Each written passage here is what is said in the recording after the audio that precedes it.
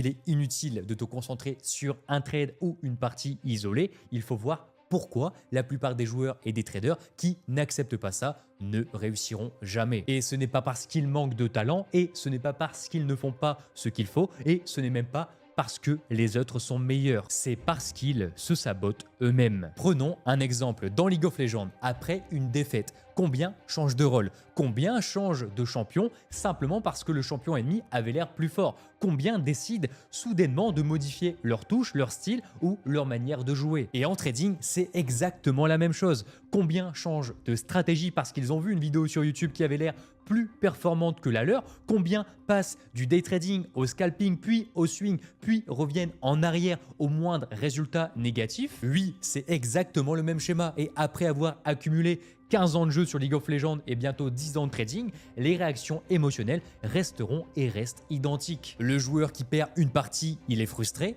il en perd plusieurs, il envisage d'arrêter le jeu. Le trader perd un trade et il est frustré. Il traverse une phase de drawdown, il pense même arrêter le trading. Et si je devais schématiser ce phénomène, il ressemblerait alors à ça. La première défaite ou le premier trade perdant fait baisser la confiance et la motivation, puis une deuxième, puis une troisième, jusqu'à atteindre un point de saturation où la personne commence à agir de manière irrationnelle, exactement au moment où l'exécution devrait être parfaite pour gagner sur le long terme. Et l'euphorie crée le même schéma, mais dans le sens inverse. Après plusieurs victoires, plusieurs trades gagnants, le joueur ou le trader prend la confiance, il se sent au-dessus, il croit qu'il ne peut plus perdre et il arrête de respecter ce qu'il a fait gagner. Et dans les deux cas, ils détruisent eux-mêmes leur propre avantage, ils cassent leur propre cohérence, leur propre progression, leur propre plan. Et à partir de là, un joueur n'a plus d'avantage,